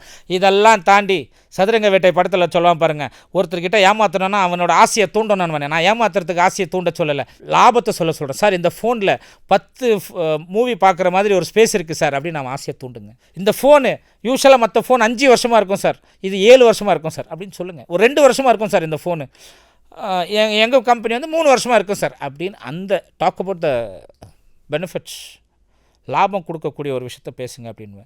ஸோ இந்த பாயிண்ட்ஸ் பேசிக்காகவே புரிஞ்சுக்கிட்டிங்கன்னா, அப்புறம் 4வது பாயிண்ட் வந்து நோ யுவர் ப்ராடக்ட். நம்ம என்ன விற்கிறோமோ அந்த ப்ராடக்ட்டை பற்றி தெரிஞ்சிருக்கணும். அந்த ப்ராடக்ட்டை பற்றி தெரியாமல் வெறும் பாசிட்டிவ் ஆட்டிடியூடு கான்ஃபிடன்ஸ் மாத்திரம் பேசிகிட்டு இருந்தோன்னா, இந்த 4 பாயிண்ட் நச்சுன்னு எடுத்துக்கிட்டிங்கன்னா சேல்ஸுக்கு போயிடலாமே. Sales and marketing. சரி, டாக்டர் யூஸ் பண்ணுற இன்றைக்கி மெடிசன்ஸ்லேருந்து பிடிச்சி நம்ம சாப்பிட்ற உணவுலேருந்து பிடிச்சி எல்லாமே மார்க்கெட்டிங் அண்ட் சேல்ஸில் ஆன தொட்டு தான் விற்பனை நம்மளுக்கு காசு வருது. சேல்ஸ் அண்ட் மார்க்கெட்டிங்கு பெருசாக காசு தேவையில்லையே. அதே போல் ரிஸ்க், ஏன்னா வந்து இப்போ இன்றைக்கி இருக்குது, ரிஸ்க் எடுக்கிறதுக்கு நிறைய பேர் தயங்குறாங்க. அந்த ரிஸ்க் எடுக்கிறது எந்த அளவுக்கு ஹெல்ப்ஃபுல்லாக இருக்கும் சார்? வடிவேல் சார் சொல்கிற மாதிரி தான், ரிஸ்க் எடுக்கிறதெல்லாம் ரிஸ்க் சாப்பிட்ற மாதிரி. சரி, ரிஸ்க் எடுக்கலாம், எதில் ரிஸ்க் இல்லை சொல்லுங்கள். சரி, குழந்தையாக பிறந்திருக்கோம், குழந்தையாக பிறக்கும்போது முட்டி போட்டு 6வது மாதத்தில் முட்டி போட்டோம், 10வது மாதத்தில் கொஞ்சம் நின்னோம், 1 வயசில் நடக்க ஆரம்பித்தோம், 2 வயசில் ஓட ஆரம்பித்தோம், ஓடும்போது கீழே விழுந்தோம்ல, முட்டி போடும்போது கீழே விழுந்தோம்ல. அப்போ முட்டி போடுறது கூட தான் ரிஸ்க்கு. பிஸ்னஸ் பண்ணுறது மட்டும் ரிஸ்க் இல்லை தம்பி, எல்லாமே ரிஸ்க்கு தான். ஸோ ஒவ்வொரு ஸ்டேஜில் நீங்கள் சும்மா செகண்ட் ஸ்டாண்டர்ட் படிக்கிற பையனை பார்த்துட்டு ஒரு ஆவரேஜான ஸ்டூடெண்ட்டை கூப்பிட்டு, என்னப்பா ஐயோ சார் ரொம்ப ரிஸ்க்காக இருக்குது சார் படிக்கிறது, என்னால் ரொம்ப ரிஸ்க்கெல்லாம் எடுக்க முடியல, 20 புக்கு தராங்க சார் அப்படின்றான். அப்போ அவனுக்கு அது ரிஸ்க்கு. இங்கே ரிஸ்க்குன்றது எது ரிஸ்க்கு எனக்கு புரியல. பிஸ்னஸ் பண்ணுறது தான் ரிஸ்க்கு. அப்போ சக்ஸஸ்ஃபுல் பர்சன் நீங்கள் போய் என்ன கேட்டிங்கன்னா ரிஸ்க்கெல்லாம் ஒன்றும் இல்லைன்னு. பார்க்குற பார்வைன்னு ஒன்று இருக்குது தம்பி. கத்தி இருக்குது. ஒரு கத்தி எடுத்துகிட்டு போய் அம்மா கையில் கொடுத்தா என்ன பண்ணுவாங்க? காய் கட் பண்ணுவாங்க. அதே கத்தி ரவுடி கையில் கொடுத்தா கொலை பண்ணுவாங்க. அதே கத்தி டாக்டர் கையில் போச்சுன்னா சர்ஜரி. அதே கத்தி கசாப் கடையில் போச்சுன்னா கறி வெட்டுவாங்க. சரி, கத்தின்றது ஒன்று தான். சரி, ரிஸ்க்குன்றது ஒன்று தான். எல்லாரும் எப்படி பார்க்குறாங்கன்றது தான் பார்வை. இவ்வளோ தான். ரிஸ்க்குன்றது எல்லாத்துலேயுமே தான் இருக்குது. ஒரு தாய் 4 கோடி இருந்து அதை கடந்து வந்து ரிஸ்க் எடுத்து, அதெல்லாம் ரிஸ்க்கு. கண்டிப்பாக அது ரிஸ்க் எடுக்கணும். எடுத்தால் தான் அதை கடந்து வர முடியும். ஆனால் இன்றைக்கி நீங்கள் பார்க்குறீங்களா, இன்றைக்கி இருக்க யங்ஸ்டர்ஸ் அந்த ரிஸ்க் எடுக்கிறத வந்து அது ரொம்ப பேர் தோல்வி ஆகிடுறாங்க. சரி, 4 லட்ச ரூபா கடன் வந்தாலே எனக்கு தெரிஞ்ச என்னோட இன்டர்வியூ ஒருத்தர் பார்த்துட்டு, அவங்க இன்டர்வியூ பார்த்தா நான் சூசைட் பண்ணிக்கலான்னு போனேன். ஆனால் அவங்க இன்டர்வியூ பார்த்ததுக்கப்புறமா இல்லைடா இந்த மனுஷனுக்கே எவ்வளோ கடன் இருந்தால் அவர் மீண்டு வந்தாருன்றாங்க. ஸோ சின்ன கடன் தான். ஏதோ கிரிப்டோ கரன்சியில் ஒரு 4 லட்ச ரூபா 5 லட்ச ரூபா கடன் வாங்கிட்டாப்லையும், வீட்டுக்கு தெரியாமல் பர்சனல் லோன் ஒரு 2 லட்ச ரூபா போட்டாப்லையும், சம்பளம் 25,000 அதில் 15,000 லோன் போகுது. வீட்டுக்கு தெரியாமல் நான் எப்படி மாதம் ஃப்ரெண்ட்ஸுங்கிட்ட அந்த ரொட்டேஷன் பண்ணி கொடுக்குறேன், பட் அதுக்கு ஒரு ஸ்டேஜுக்கு அப்புறமா கொடுக்க முடியல, வீட்டில் தெரிஞ்சால் என்னை சாவடிச்சிருவாங்கன்ற மாதிரி ஒரு பிம்பத்தில் உட்காந்துருக்காங்க. ரிஸ்க் எடுங்க. சொல்லுங்கள், வீட்டில் போயிட்டு சொன்னால் என்ன பண்ண போகிறாங்க? ஏன்னா ஒரு 1/2 மணி நேரம் திட்டுவாங்க, அவ்வளோதானே. வாங்கிக்கோங்க, அதுக்கப்புறமா ஃப்ரீ ஆகலாம்ல. ஸோ இங்கே வந்து எஜுகேஷன் சிஸ்டம் நம்மளுக்கு என்ன கற்றுக் கொடுத்துருச்சுன்னா தம்பி, நல்லபடி ஜெயிக்கலாம், ஓடலாம், பெருசாக சாதிக்கலாம், வேலை செய்யலாம், இப்படி தான் சொல்லிக் கொடுக்குறது தவிர எஜுகேஷன் சிஸ்டமில் தோத்துட்டா எப்படி ஜெயிக்கிறதுன்னு சொல்லிக் கொடுக்க மாட்டாங்க. எஜுகேஷன் சிஸ்டமில் பிஸ்னஸ் பண்ணுறது எப்படின்னு சொல்லிக் கொடுக்க மாட்டாங்க. நல்லா படித்தா நல்ல காலேஜ் சீட் கிடைக்கும், நல்ல காலேஜ் சீட் கிடைச்சா நல்ல இடத்துல வேலை கிடைக்கும்னு தான் சொல்லி தராங்க. நீங்கள் காலேஜில் டாப்பரா சார்? நல்லா இல்லை, நான் 70% தான், 60+ தான். First class student. ஹரியர் எல்லாம் வச்சுருக்கேன். நானும் டாப்பரெல்லாம் கிடையாது. இன்ஜினியரிங்கில் AAA, அப்புறம் MBA சேல்ஸ் அண்ட் மார்க்கெட்டிங் பண்ண 1 இயர், அப்புறம் பிஸ்னஸ் தான். ஸோ யங்ஸ்டர்ஸ்க்கு போல்டாக இருங்க. நாம் இயற்கையோட படைப்பில் நம்ம எப்படி வந்தோன்னு உணர்னிங்கனாலே அந்த மாதிரி கொண்டு போயிடலாம். ஆனால் இந்த ஃபெயிலியர்ஸ் அதை ஃபேஸ் பண்ணுறதுக்கு வந்து நீ ரொம்ப டஃப்பான ஜாபாக தான் இருக்குது. நீங்கள் வந்து சைக்காட்டிஸ்ட்டை போய் ஆலோசனை கேட்குறது வரைக்கும் போயிடுச்சு. ஃபெயிலியர்ஸ் ஹேண்டில் பண்ணுறது வந்து இன்றைக்கி இந்தளவுக்கு கஷ்டமாக வரதுக்கு என்ன காரணம் இப்போ நினைக்கிறீங்க சார்? எஜுகேஷன் சிஸ்டம், நம்மளை சுற்றி இருக்கிற சமுதாயம். இதே வந்து ஃபெயிலியர்ஸ் ஒரு 30-40 இயர்ஸ் முன்னாடி பாருங்களேன். இப்போ என்னோடய ஃபீல்டில் எடுத்துக்கோங்களேன். ரியல் எஸ்டேட் நான் பண்ணுற பிஸ்னஸ்ஸு, சாஃப்ட்வேர் இன்னொன்று இருக்குது மெட்டாமேக்ஸு, நிறைய பிஸ்னஸ் பண்ணிகிட்ருக்கோம். இப்போ மெட்டாமேக்ஸ் அண்ட் ரியல் எஸ்டேட் தான். ஒரு 35 இயர்ஸ் பேக் 40 இயர்ஸ் பேக் எங்கள் தாத்தாவில் வீடு கட்டினார். அவர் ஹோம் லோன் எடுக்கல, சிபில் ஸ்கோர் இல்லை, அவர் போய் கன்ஸ்ட்ரக்ஷன் லோன் எடுக்கலை, டிடிசிபி அப்ரூவல் எடுக்கலை, சிஎம்டி அப்ரூவல் எடுக்கலை, சாதாரணமாக கட்டினார். அவங்களோட அப்பா அம்மா சாதாரணமாக கட்டினாங்க.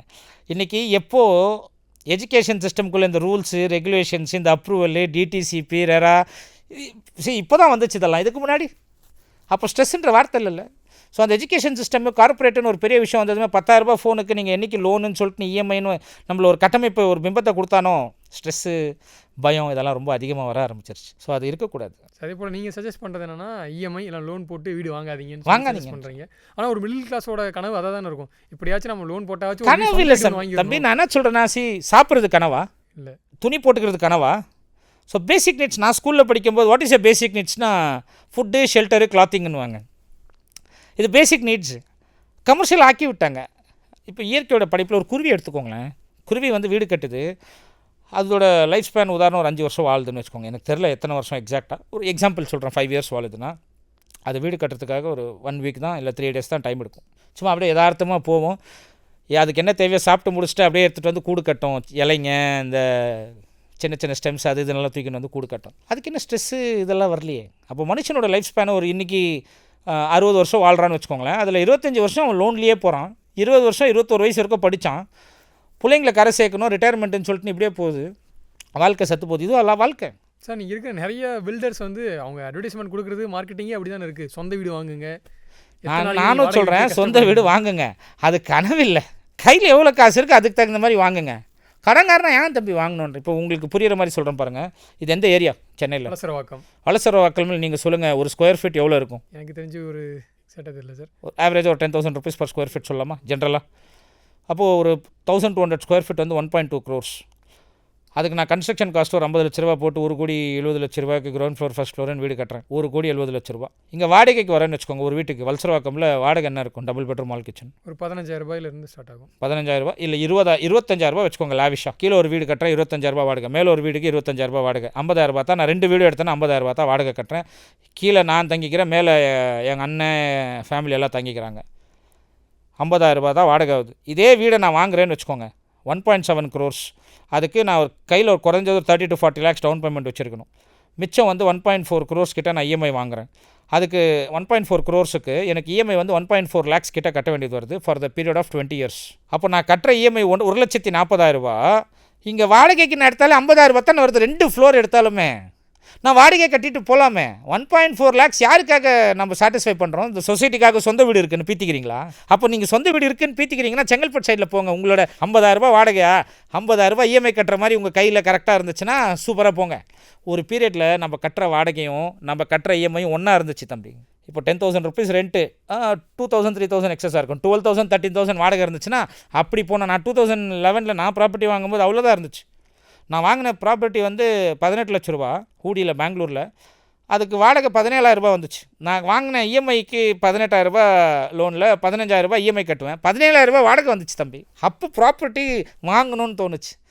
இன்றைக்கி ப்ராப்பர்ட்டியோட நீங்கள் கட்டுற இஎம்ஐ அப்புறம் ரெண்ட்டுக்கு நீங்கள் எடுத்தாலுமே அது 30% 20% தான் இருக்குன்னும் போது எதுக்கு வாங்குறீங்கன்னு கேட்குறேன். அப்போ ஸ்ட்ரெஸ் வருது இல்லை? இது சென்னையில் மட்டும் தானே சார் இல்லை சிட்டிஸில் எல்லா சிட்டிஸ்லையுமே சிட்டிஸில் மெஜாரிட்டி மெட்ரோபாலிட்டன் சிட்டிஸில் பெங்களூரும் சரி சென்னையும் சரி நான் ப்ராஜெக்டை நிற்க வச்சிட்டேன். பெரிய சிட்டிஸில் நான் பண்ணுறதில்ல. காசு இருக்கா? எவ்வளோ காசு இருக்கோ அதுக்கு வாங்குங்க. விரலுக்கு ஏற்ற வீக்கம் தம்பி. நீங்கள் வந்து ப்ராப்பர்ட்டியை ட்ரீம் பண்ணுறீங்களா? அப்புறம் சாப்பிட்ற சாப்பாடு ட்ரீம்னா 5 ஸ்டார் ஹோட்டலில் இன்றைக்கி ஒரு பிரியாணி 800 ரூபா 1000 ரூபா 1200 டிபெண்டிங் அப்போ அந்த ஹோட்டல்ஸ். எல்லாருமே டெய்லி 5 ஸ்டார் ஹோட்டலில் சாப்பிட்லாமா? முடியாது, சாத்தியம் இல்லாதது. சாத்தியம் இல்லை. அந்த மாதிரி ப்ராப்பர்ட்டி வந்து அளவுக்கு அதிகமாக ஏன் வாங்குறீங்கன்றேன். உங்களுக்கு அந்த ஏரியாவில் வாங்க முடியல. இந்த ஏரியாவில் தான் நான் பிறந்து வாழ்ந்து இங்கே தான் வாங்கணும்னா வாங்க முடியாது. உங்களுக்கு சம்பளம் இன்றைக்கி 2 லட்ச ரூபா வாங்குறவங்க மிடில் கிளாஸ்ன்னு சொல்கிறோம் நம்ம. 2 லட்ச ரூபா சம்பாதிக்கிறவங்க என்னப்பா இருக்குன்னா 1ஆம் தேதியிலேருந்து 10ஆம் தேதிக்குள்ளே இஎம்ஐ முடிஞ்சதுமே அவங்ககிட்ட போய் ஒரு 50,000 இல்லை 10,000 காசு கேட்டால் இல்லை மச்சான் முடிஞ்சிருச்சு காசெல்லாம் இல்லை இஎம்ஐ கட்டி முடிச்சிட்டேன்றாங்க. எல்லாமே EMI. Car EMI, bike EMI, வீடு EMI, flat EMI, mobile EMI, sofa EMI, furnitures EMI, எல்லாமே இஎம்ஐனா அப்புறம் என்ன தான் பண்ணுறீங்க? இந்த இஎம்ஐன்ற வார்த்தை எப்போ வந்துச்சு? சிபில்ன்ற வார்த்தை எப்போ வந்துச்சுன்னு எனக்குள்ளே தோண ஆரம்பிச்சிச்சு. இஎம்ஐயில் வாங்காதீங்கன்றேன். என்கிட்ட ப்ராப்பர்ட்டின்னு கிடையாது. நீங்கள் ஃபோனும் வாங்காதீங்க, நகையும் வாங்காதீங்க. இஎம்ஐயில் இப்படி சிலர் இருக்காங்களா சார்? சென்னையில் நான் சொந்தமாக வீடு வாங்கணும், ஆனால் ஊரில் வந்து எனக்கு லேண்ட் இருக்குது, நான் அதை விற்றுட்டு இங்கே வந்து நான் வீடு வாங்கிக்கிறேன்.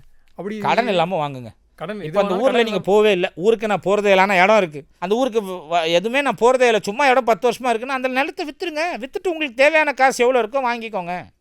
கடனில் வாங்காதீங்கன்ற நான். இப்போ இதை தாண்டி நிறைய பேர் தங்கத்தில் வந்து செய்கூலி சேதாரம்லாம் தள்ளுபடி கொடுக்குறாங்க. ஆனால் ஒருத்தர் ரியல் எஸ்டேட்டில் ஒருத்தர் வந்து பை ஒன் கெட் ஒன் ஆஃபர்லாம் கொடுக்குறாருன்னா நான் ஃபஸ்ட்டு இப்போ தான் கேள்விப்படுறேன். ரொம்ப வேப்பாக இருக்குது. சொல்லுங்கள் சார், எப்படி இது சாத்தியமாகுது? அதுதான் இப்போ நான் சொன்னேன் இல்லையா, இயற்கையோட படைப்பில் வீடுன்றது எல்லாரோட மிருகம். நாய் கூட ஒரு தான் வீடுக்கு தேவைன்னா அதை சும்மா டப்புக்குன்னு ஒரு பள்ளத்தை தோண்டி ஒரு இலையை வச்சு டப்புக்குன்னு உள்ளே போய் ஒரே நாளில் வீடு கட்டிக்கிட்டு அதுக்கு போகுது நாய்க்கு. சிங்கம் தனக்கு குகை அப்படின்னு சொல்லிட்டுன்னு பார்த்துக்குது. பாம்பு தனக்குன்னு ஒரு புத்து ஈஸியாக அது பார்த்துக்குது. மனுஷன் மட்டும்தான் வீடு அப்படின்னு சொல்லிட்டு பார்க்கும்போது ரொம்ப கமர்ஷியலாக போயிடுச்சு. Make your dream home come true. அது ட்ரீமெல்லாம் கிடையாது. அந்த ட்ரீமை நான் ஈஸியாக ஃபுல்ஃபில் பண்ணுறேன் அப்படின்றது போக ஆரம்பித்தேன். எனக்கு 10% லாபம் இருந்துச்சுன்னா பார்க்க ஆரம்பித்தேன். 10% or 5% is more then sufficient. இப்போ 1 கோடி ரூபா ரியல் எஸ்டேட்டில் போடுறோம் அப்படின்னா எனக்கு 1 கோடி ரூபா காசு வரணும்னு தான் நான் பார்ப்பேன். இதுதான் ரியல் எஸ்டேட்டாக இருந்துச்சு. நான் என்ன பண்ணேன், 1 கோடி ரூபாவா 5 லட்ச ரூபா இருந்தால் போதும், எனக்கு 10 லட்ச ரூபா இருந்தால் போதும் அப்படின்னு மார்க்கெட்டை கொஞ்சம் சுருக்கி பார்க்க ஆரம்பித்தேன். 5% to 10% மார்ஜினில் ஒர்க் பண்ண ஆரம்பித்தேன். ஓடுறேன். அப்போ காம்போவில் கொடுக்க ஆரம்பித்தேன். இது வந்து ரியல் எஸ்டேட் ஹிஸ்ட்ரியில் யாராலையும் காம்போ கொடுக்க முடியாது. ஃபுட்டில் காம்போ பார்த்துருப்போம், ட்ரெஸ்ஸில் காம்போ பார்த்துருப்போம், எல்லாத்துலேயுமே காம்பவுண்ட் பார்த்துருப்போம். ஆனால் ரியல் எஸ்டேட்டில் 1 பிளாட் வாங்கினா 2 பிளாட் ஃப்ரீ, 1 பிளாட் வாங்கினா 1 பிளாட் ஃப்ரீ, அந்த மாதிரி ஆப்ஷன்ஸ் யாருமே கொடுத்ததில்லை. அதெல்லாம் எப்படி நம்புறதா நம்பக்கூடாதான்னு கூட நான் என்ன சொல்கிறேன், என்னை நம்பாதீங்க, யாரையும் நம்பாதீங்க. கண்ணால் காண்பதும் போய், காதால் கேட்பதும் போய், தீர விசாரிப்பது எம்மை. நீங்கள் வாங்க, என்ன நம்பாதீங்க. கவர்மெண்ட் கொடுத்த டாக்குமெண்ட் நம்புவீங்கள. வந்துட்டு ஒரு சின்னதாக இப்போது உதாரணம், என்கிட்ட வந்து பாண்டிச்சேரியில் ஒரு பிளாட் வாங்கினா கடலூரில் 2 பிளாட் ஃப்ரீ. பாண்டிச்சேரியில் நான் கொடுக்குற காஸ்ட் வந்து 1700, அங்கே மார்க்கெட் காஸ்ட் வந்து 1400. நான் 300 ரூபாய் ஏற்றி அங்கே வந்து 2 பிளாட் உங்களுக்கு ஃப்ரீயாக தரேன். அங்கே எனக்கு ஒரு காஸ்ட் தெரியும். நான் வாங்கின பேஸ் காஸ்ட் எவ்வளோ, அங்கத்தி பேஸ் காஸ்ட் எவ்வளோன்னு என்னால் டேலி பண்ண முடியும். சிம்பிள் மேத்தமெட்டிக்ஸ் தான் இது. 1 பிளாட் வாங்கினா 2 பிளாட் ஃப்ரீ. ஈசிஆர் கார்டன்னு சொல்லிட்டு பாண்டிச்சேரி யூனிவர்சிட்டி இருக்குது. அந்த யூனிவர்சிட்டி பக்கத்தில் தான் நம்ம சைட்டு. கே ரெசார்ட்னு இருக்குது. அது ஆப்போசிட்டில் தான் நம்ம சைட். ஈசிஆர் ரோட்லேயே, மெயின் ரோட்லேயே. ஈசிஆர் மெயின் ரோட்லேருந்து ஜஸ்ட் ஒரு 50 மீட்டர்ஸ் தான் சைட். அங்கே ஒரு சைட் வாங்கினீங்கன்னா கடலூர் மாநகராட்சி ஆகிடுச்சு. அங்கே 2 பிளாட் ஃப்ரீயாக தரேன். இந்த வந்து லீகல் பாருங்கள், கவர்மெண்ட் கொடுத்த டாக்குமெண்ட் இருக்கல, அது லீகல் பாருங்கள். எனக்கு ஒரு சின்னதாக ஒரு டோக்கன் மாதிரி பண்ணுங்கள். ரெஜிஸ்ட்ரேஷனெல்லாம் நான் பண்ணி கொடுத்தேன். ரெஜிஸ்டர் ஆஃபீஸ்க்கு பணத்தை எடுத்துகிட்டு வாங்க. ரெஜிஸ்ட்ரேஷன் உங்களுக்கு 2மே பண்ணி கொடுத்ததுக்கப்புறமா எனக்கு காசு கொடுங்க. இப்போ நம்புவீங்களா, நம்ப மாட்டிங்களா? நான் உங்ககிட்ட பணம் முன்னாடியே கொடுங்கன்னு கேட்கல. லீகல் பாருங்கள், லீகல் ஒப்பீனியன் இருக்கும் என்கிட்ட. லீகல் ஒப்பீனியன் நான் பேனல் அட்வொகேட்ஸ் கிட்ட எடுப்பேன். ஒரு பேங்க்குக்கு பேனல் அட்வொகேட்ஸ் இருப்பாங்க. நான் லீகல் 40 இயர்ஸ் டாக்குமெண்ட்ஸ் தரேன். என்கிட்ட லீகல் ஏதாவது பிரச்சனை இருந்துச்சுன்னா என்ன புக்கிங் அமௌண்ட் கட்டுறீங்களோ அதை விட 2 மடங்கு 3 மடங்கு ரிட்டர்ன் தரேன். சேலஞ்ச். 4 கோடி லாஸ் ஆனப்பே திரும்ப கொடுத்துருக்கீங்க, அப்போ இப்போ தர மாட்டீங்க. வேறு என்ன, இது தெரியும் நம்மளுக்கு. நான் வந்து மாஸ் வால்யூம்ஸில் பண்ண ஆரம்பித்தேன். எனக்கு ஒரு ப்ராப்பர்ட்டி விற்றா 10,000 ரூபா லாபம் போதும். இப்போ நான் 2 லட்ச ரூபாய்க்கு ஒரு பிளாட் விற்கிறேன்னு வச்சுக்கோங்களேன், அதில் எனக்கு 10,000 ரூபா ப்ராஃபிட் இருந்தாலே போதும்னுவேன். 20,000 ரூபா ப்ராஃபிட் இருந்தால் போதும்னுவேன். இங்கே நிறைய பேர் ஒரு பிளாட் விற்றாலே குறைஞ்சது 4 லட்சம் 5 லட்சம் ப்ராப்பர்ட்டி பார்க்கணும். எனக்கு காசு மேலே ரொம்ப கிரேஸ் இல்லை தம்பி. இருந்துச்சு ஒரு பீரியடில். அதுக்கப்புறமா கையில் காசு வச்சுக்கிட்டு இருக்கும்போது என் பொண்டாட்டியை காப்பாற்ற முடியலன்னு ஒரு அச்சம் இருந்துக்கிட்டே இருக்கும். இங்கே காசு தான் எல்லான்னு ஒரு மிடில் கிளாஸாக இருக்கும்போது எனக்கு தோணுச்சு. இப்போ ரஜினி சாரை போயிட்டு இல்லை அஜித் சாரை நம்ம தலையை கூப்பிட்டு காசு இம்பார்ட்டண்ட்டான்னு கேட்டிங்கன்னா இல்லைன்னுவாங்க. நானும் நிறைய இன்ட்ரெஸ்ட்டில் பார்த்துருக்கேன் சார். இப்போ சக்ஸஸ்ஃபுல்லாக வந்துட்டு அதுக்கப்புறம் காசு இம்பார்ட்டன் இல்லைம்பாங்க. அது நிறைய பேர் சில டைம் ட்ரோலும் ஆகும். நீங்கள் சக்ஸஸ்ஃபுல்லாக வந்துட்டீங்க, அதனால் இப்போ காசு தேவையில்லைன்றீங்க. நாங்கள் கஷ்டப்பட்டுருக்கோம், மிடில் கிளாஸாக இருக்கும், எங்களுக்கு அதோட மதிப்பு தெரியுதுமாங்க. இதை பற்றி உங்களுடைய இங்கே காசெல்லாம் ஒன்றும் இல்லை. எங்கள் அப்பா ஒரு வார்த்தை சொல்லுவார், காசு சம்பாதிக்கிறது ரொம்ப கஷ்டம்டா, அது செலவு பண்ணுறது இப்படின்றதுக்குள்ளே செலவு பண்ணாண்டான்வார். நான் எங்கள் அப்பா லாஸ்ட் மந்த் அந்த அவார்டு ஃபங்க்ஷன் வாங்கிட்டோன்னே எங்கள் அப்பா போய் பார்த்துட்டு சொன்னேன், நீ வேறு சின்ன வயசில் எங்களை சொல்லி வளர்த்துட்டு காசு சம்பாதிக்கிறது கஷ்டம்னு எனக்கு அப்படியே தான் தோணிட்டு இருந்துச்சு. அதுக்கப்புறமா உங்கள் பேச்செல்லாம் கேட்காம நான் பாட்டுன்னு வெளியில் வந்து வெளி உலகத்தை பெருசாக பார்க்க ஆரம்பித்தேன். காசு சம்பாதிக்கிறது ரொம்ப ஈஸியாக தான் இருக்குது, செலவு பண்ணுறதா கஷ்டமாக இருக்குது. இப்போ எனக்கு நீங்கள் சொல்லும் போது என்ன செலவு பண்ணணும்? இப்போ ஜென்ரலாக ஒரு காமன் மேனை போய்ட்டு செலவு பண்ணுறது ஈஸின்றீங்களாப்பா, ஓகேப்பா உனக்கு 5 கோடி ரூபா தர செலவு பண்ணுப்பா. நான் என்ன பண்ணுவான் தெரியுமா? அவனுக்கு தேவையான ட்ரெஸ் எடுப்பான், அவனுக்கு தேவையான பிளாட் வாங்குவான், அவனுக்கு தேவையான வீடு வாங்குவான், அவனுக்கு தேவையான கார் வாங்குவான், நகை வாங்குவான். அதுக்கப்புறமா நம்ம கனவு 5 கோடி ரூபாயில் அடிக்கலாம். என் கனவு எங்கள் அப்பா சொன்ன மாதிரி நம்மளுக்கு ஒரு வீடு வேணும்டா, கடன் இல்லாமல். ஒரு வீடு பண்ணேன், இன்னொரு வீடு பண்ணேன், அப்புறம் ஒரு ரெசார்ட் ஒன்று கட்டிக்கிட்டு இருக்கேன் காட்டேஜஸ் பீச் பக்கத்தில். ஒரு கார் பத்தாதுன்னு என்கிட்ட ஒரு 10 கார் இருக்குது, எல்லா பிராண்ட் வேறு கார்ஸும். நகை என் பொண்ணை பார்த்துக்க முடியாது, என் ஒய்ஃப் இறந்ததுக்கப்புறமா நான் இன்னொரு மேரேஜ் பண்ணிக்கிட்டேன், லைஃப் ஸ்மூத்தாக போகுது. அதுக்கு தேவையான நகை, என் பொண்ணுக்கு தேவையான நகை எடுத்துட்டேன். இப்போ எனக்கு மாதம் 10 லட்ச ரூபா நான் சம்பாதிக்கிறேன், இல்லை 20 லட்ச ரூபா ஒரு மாதம் சம்பாதிக்கிறேன். எல்லாம் செலவு பண்ணுறது புரியுதா? இங்கே வந்து இருக்கிறவங்கிட்ட இல்லாதவன் என்ன இல்லையோ அதை பற்றி குறை சொல்லுவான். இதே தான் அங்கே பெரிய ஆளுங்கிட்ட காசு இருக்கும், அவங்ககிட்ட அன்பு இல்லை, அவங்களால ஃப்ரீயாக சுற்ற முடியாது. தலை வந்து ரோட்டில் தள்ளு வண்டியில் சாப்பிட முடியாது, அது ஒரு மனசில் ரொம்ப கஷ்டமாக இருக்கும். நம்ம தலைவர் வந்து கோவிலுக்கு டப்புன்னு போக முடியாது, ஒரு ஆன்மீகவாதி. டக்குன்னு கோயிலுக்கு போயிட்டு சாமி கும்பிட்ணுன்னு யதார்த்தமாக போக முடியுமா? முடியாது. பர்த்டே அன்றைக்கி நான் குளிச்சுட்டு புது ட்ரெஸ் போட்டு கோயிலுக்கு போகிறேன்னு போக சொல்லுங்களேன். அந்த ஒரு ப்ரைவசி அவங்க இழக்கும்போது அதுதான் தேவைன்னு அவங்க நினைக்கிறாங்க. இங்கே வந்து அவங்களுக்கு கோவிலுக்கு போக முடியுது, தள்ளு வண்டியில் சாப்பிட முடியுது, பெரிய ஹோட்டலுக்கு போக முடியுது, ஆனால் காசு இல்லை. இங்கே இல்லாதவன் இருக்கிறவன் பார்த்து பொறாமப்படுவான், இருக்கிறவன் இல்லாததை பார்த்துட்டு பொறாமப்படுவான். இது 2 எக்ஸ்ட்ரீமும் நான் பார்த்து முடிச்சிட்டேன். சென்னையில் வீடு வாங்குறத பற்றி நிறையா விஷயம் சொன்னீங்க. சொல்லுங்கள் சார், சென்னையில் இப்போ இந்த மாதிரியான ப்ராஜெக்ட்ஸ் பண்ணுறீங்களா? இல்லை வந்து உங்கள் இன்டர்வியூஸ்லாம் பார்க்கும்போது நான் சென்னையை தொடரதே இல்லை, நான் ஃபுல் அண்ட் ஃபுல் வந்து என்னுடைய சொந்த ஊர், அதை சுற்றி இருக்க டிஸ்ட்ரிக்ஸ் தான் பண்ணிகிட்டு இருக்குன்னு சொன்னீங்க. சொல்லுங்கள் சார், சென்னையில் ஏதாவது ப்ராடக்ட்? சென்னை வந்து ஆல்ரெடி சேச்சுரேட்டட் மார்க்கெட். இன்றைக்கி நான் 1 கோடி ரூபா கொடுத்து சென்னையில் ஒரு அப்பார்ட்மெண்ட்டோ இல்லை பிளாட்டோ இல்லை கன்ஸ்ட்ரக்ஷனோ பண்ணுறேன் அப்படின்னா அது 2 கோடி ரூபாவாக மாறும்னு பார்த்தீங்கன்னா கிடையாது. ஏன்னா சிட்டி இஸ் ஆல்ரெடி சேச்சுரேட்டட். எப்படின்னு பார்த்தீங்கன்னா நம்ம உடம்பு கூட நம்ம ரியல் எஸ்டேட்டை கம்பேர் பண்ணிக்கலாம். நம்ம பிறந்த குழந்தையாக இருக்கும்போது ஒரு 18 வயசு இருக்கோ வளருவோம், அதுக்கப்புறமா நம்ம உடம்புல வளர்ச்சி இருக்காது. அதே மாதிரி தான் ஒரு லேண்டு ஃபஸ்ட்டு ஃப்ரெஷ்ஷாக லே அவுட் போட்டு வாங்கும்போது வளரும். அது ஒரு 5 கை 6 கை மாறிடுச்சுன்னா வளராது. சேச்சுரேட்டட் மார்க்கெட்டாக ஒரு 15 வருஷத்து வரைக்கும் அந்த லே அவுட்டாக இருந்து கைமாற்றி பண்ணும்போது 15 வருஷம் வரைக்கும் க்ரோத் ஆகும். அதுக்கப்புறமா சேச்சுரேட்டட் மார்க்கெட் ஆகிடும்.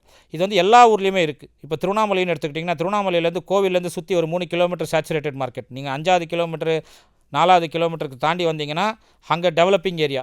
Invest properties on developing area, not on developed areas. Chennai is already developed. சென்னையை தாண்டி நீங்கள் தாம்பரத்தை தாண்டி இன்வெஸ்ட் பண்ணுறீங்களா? Perungalathur, Mahindra world city, super, அதெல்லாம் டெவலப்பிங் ஏரியா. அப்போ நான் என்ன பண்ண ஆரம்பித்தேன், மிடில் கிளாஸுக்கு இன்னும் கொஞ்சம் லோ பட்ஜெட்டடாக தேவை அப்படின்னும் போது செங்கல்பட்டு மாவட்டம் மதுராந்தகத்தில் ஒரு பிளாட் வாங்கினா விழுப்புரம் மாவட்டம் மயிலமில் ஒரு பிளாட் ஃப்ரீயாக கொடுக்க ஆரம்பிச்சு. ரேட் எவ்வளோ இருக்கும்னு நினைக்கிறீங்க? மார்க்கெட் ரேட் அங்கே 900 ரூபா. நான் அந்த மார்க்கெட் ரேட்டுக்கு 850 ரூபா 850க்கு கொடுக்குறேன். மயிலமில் ஒரு 2-2.5 லட்ச ரூபா ஒருத்துள்ள ஒரு பிளாட் ஃப்ரீயாகவே தரேன். இப்போ ஒரு 1000 ஸ்கொயர் ஃபீட்டு 8.5 லட்ச ரூபா கொடுத்து வாங்குறாங்கன்னா மயிலமில் ஒரு 2.5 லட்ச ரூபா பிளாட்டு ஃப்ரீயாகவே தரேன். இது யாருனால கொடுக்க முடியும்? கேட்கும்போது அதான் சொன்னேன், ஃபஸ்ட்டு இது வந்து எப்படி நம்புறதுன்னு நிறைய விஷயங்கள் சொன்னீங்க. அதை தாண்டி லீகல் பாருங்கன்றேன். அது வேறு என்ன இது வரும்? நான் வந்து மிடில் கிளாஸோட இங்கே மிடில் கிளாஸுக்குன்னு ஒரு லைன் இருக்கும் தம்பி. லோவர் கிளாஸ் வந்து காசே இல்லைன்னா கூட தரையில் கூட படுத்துப்பான். ஆனால் மிடில் கிளாஸ் தரையில் படுக்க முடியாது, ஒரு ப்ரெஸ்டீஜ் இஷ்யூ இருக்கும். அவன் கடனை வாங்கி ஒரு ஹோட்டலில் போய் ஸ்டே பண்ணி இல்லை வீடு அட்வான்ஸ் கட்டியாவது நான் படுக்கணுன்னுவான். இந்த மிடில் கிளாஸ் ஹையர் கிளாஸ் போடா, என்கிட்ட காசு இருக்குது, எந்த பிரச்சனை வந்தாலும் நான் பார்த்துக்கிறேன்னுவான். இந்த 2 லைனும் இல்லாமல் அந்த மிடில் கிளாஸ்ன்ற ஒரு லைன் இருக்கு இல்லையா, அந்த மிடில் கிளாஸ் தான் ரொம்ப கொடுமையான வாழ்க்கை. நான்லாம் மிடில் கிளாஸு லோவர் மிடில் கிளாஸாக இருந்து அப்புறம் மிடில் கிளாஸாக மாறி இன்றைக்கி ஹையர் கிளாஸாக என்னோடய லைஃப்பை செதுக்கிக்கிட்டேன். அப்போ எனக்குள்ளே தோன்ற ஒரு விஷயம், ரஜினி சார் ஒரு டயலாக் ஒன்று சொல்லுவார், rich get richer poor get poorer, poorer should become போரரா, ஏன் போரர் வந்து ரிச்சராக மாறக்கூடாதா அப்படின்னு தோணுச்சு. நான் இன்றைக்கி என்னால் ஒரு 2-3 வருஷத்தில் பிஸ்னஸ் பண்ணி என்னால் ரிச்சராக மாறும்போது அப்போ எல்லாருமே பிஸ்னஸ் பண்ண வாங்க ரிச்சராக மாறலாம். அப்போ நிறைய பேர் கேட்கலாம், எல்லாரும் பிஸ்னஸ் பண்ண வந்துட்டால் வேலை செய்கிறது யாருன்னு. இப்போ இன்றைக்கி ஜொமேட்டோவில் வந்து டெலிவரி பாய்ஸ் இருக்காங்களா, அவங்க வேலை செய்கிறாங்களா பிஸ்னஸ் செய்கிறாங்களா? வேலை தான் செய்கிறாங்க. இல்லையே, பிஸ்னஸ் செய்கிறாங்க. ஏன்னா அவங்களுக்கு எப்போ தேவையோ உள்ளே வந்தால் 4 ஹவருக்கு ஒரு வேலை, எனக்கு எவ்வளோ டியூட்டி, நான் 8 மணிக்கு லாகின் பண்ணி நைட்டு 12 மணி வரைக்கும் வேலை செய்கிறேன், நைட் 8 மணிலேருந்து 12 மணி வரைக்கும் வேலை செய்கிறதுக்கு எனக்கு காசு வருது. So it's called as gig economy. நான் செய்கிற வேலைக்கு நான் எவ்வளோ நேரம் நான் வேலை செய்கிறேனோ அதுக்கு எனக்கு காசு. ஓலா ஊபர் டிரைவர்ஸ் எடுத்துக்கோங்க, அவங்க ஆப் ஓப்பன் பண்ணி ஆன் பண்ணாங்கன்னா அவங்களுக்கு டியூட்டி வரும், இல்லையா அவங்க ஆஃப் பண்ணிட்டு போயிடலாம். அவங்க டைமிங்க்கு தான் வரணுன்றலாம் இல்லை. அந்த மாதிரி பண்ணுங்கள், புரிஞ்சா? ஃபியூச்சர் மினிட் அப்படி மாறும், அப்படி தான் மாறிக்கிட்டு இருக்கு இன்றைக்கி. இப்போ அப்படி பண்ணுங்கள். இன்றைக்கி எத்தனை பேர் ஃப்ரீலான்சர்ஸ்னு ஒர்க் பண்ணுறாங்க? ஃப்ரீலான்சர் நான் பிஸ்னஸ் தான். உங்கள் ஃபீல்டில் ஆங்கர்லேயே ஃப்ரீலான்சர்ஸ் இருக்குது தம்பி. எந்த சேனலில் வேணாலும் ஒர்க் பண்ணலாம். ஃப்ரீலான்சர் அங்கே ஒர்க் பண்ணுறேன், இங்கே ஒர்க் பண்ணுறேன், அந்த மாதிரி பண்ணுங்கள். அப்போ நீங்கள் உங்களுக்கு எப்போ டைம் கிடைக்குது நான் பிஸ்னஸ்ன்னு தானே பண்ணுங்கள். அது பிஸ்னஸ் தான். ஃப்ரீலான்சர்ன்றது அது ஒரு வேர்டு. இப்போ நான் படிக்கும்போது ஃபெயில் ஆகிட்டேன்னு சொல்லுவேன் ஸ்கூலில், காலேஜில் வந்து அரியர்ன்றோம். என்ன டிஃப்ரென்ஸு? ரெண்டுமே ஒரே இது தான். ஸோ அப்போ பிஸ்னஸ் தான் இங்கே நம்மளை காப்பாற்றும். பிஸ்னஸ். ஸோ பிஸ்னஸ் பண்ணும்போது தான் நம்ம பெருசாக க்ரோ ஆக முடியும். பிஸ்னஸ் பண்ணுங்கள், ரிஸ்க் இருக்கும். எதில் ரிஸ்க் இல்லை? பிறக்கும்போது நம்ம வயிற்றில் 9 மாதம், அம்மாவோட வயிற்றில் 9 மாதம் 10 மாதம் இருக்கும்போது இருட்டில் இல்லையா, அது ரிஸ்க் இல்லையா? ஒவ்வொரு ஸ்டேஜ்லேயுமே ஒரு ரிஸ்க் இருக்குது. அது ரிஸ்க்குன்னு நீங்கள் பிஸ்னஸ் பண்ணுறது ரிஸ்க்குன்னு ரொம்ப சொல்லி நம்ம சைக்காலஜிக்கல் ஃபீலிங்கில் உட்கார வச்சுட்டான். ரிஸ்க்கு ரொம்ப ஈஸி. நான் சொல்கிறேன், பிஸ்னஸை பார்த்ததுனாலேருந்து சொல்கிறேன், எவ்வளோ தோல்வி வந்தாலும் டக்குன்னு ஏஞ்சிக்கலாம். பிஸ்னஸில் சேலரிட் பீப்புளில் அப்படி ஏஞ்சிக்க முடியாது.